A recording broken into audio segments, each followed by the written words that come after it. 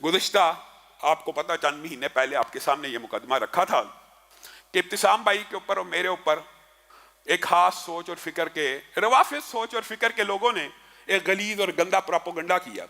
अहले सुन्नत के ऊपर इल्जाम लगाते हैं कि सहाबा की तौहीन करते, अहले बैत की तौहीन करते। वो अहले सुन्नत के जिनका ये अकीदा है, यानी अहले सुन्नत का तो ये अकीदा कि सारे सहाबा जन्नती हैं, इन्होंने बेचारे मुफ्ती तारक मसूद के ऊपर इल्जाम लगा दिया कि उसने जनाब अली सैयदना अली की तौहीन की है। मुआज़ल्लाह, सैयदना अली खलीफा राशिद दमाद रसूल, जिनका मकाम और मर्तबा ये है कि मोमिन उनसे मोहब्बत रखता है और मुनाफिक उनसे बुग़्ज़ रखता है।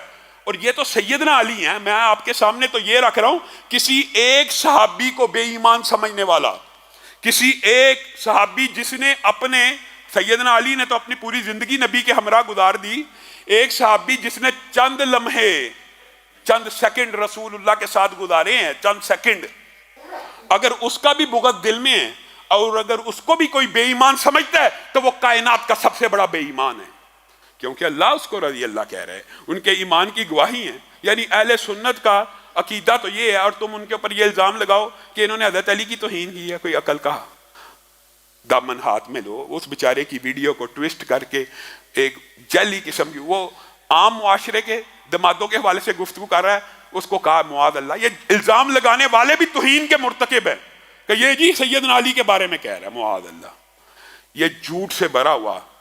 आपको पता है अज़ान इलाही के, आप सब जानते हैं, ये जी लामा साहब का भांजा है, अज़ान इलाही नाम में इलाही था, भांजा बना दी। इतने ये झूठे लोग हैं। उसी तरह अच्छा, वही अकाउंट्स, वही ट्विटर हैंडल्स, वही सारे के सारे अकाउंट्स जो उस वक्त हमारे खिलाफ प्रोपोगंडा कर रहे थे, आज मुफ्ती तारक मसूद के खिलाफ भी प्रोपोगंडा कर रहे हैं। और वो जो मुफ्ती तारक मसूद से नहीं, पूरे अहले सुन्नत के उलमा से मफरूर है, मिर्जा मफरूर बेग, मिर्जा जेलमी, मिर्जा सानी, वो अपनी वो जो सुबकी और हजीमत जो जहलम में तारक मसूद साहब ने इसके साथ किया था, उस हफगी और शर्मिंदगी को बटाने के लिए उसके सारे शागिर्द भी, उसके सारे जानशीन भी मुफ्ती तारक मसूद के खिलाफ कंपेन करें। इस कंपेन को रोकना चाहिए, इस तरह के झूठे इल्जामात को रोकना चाहिए।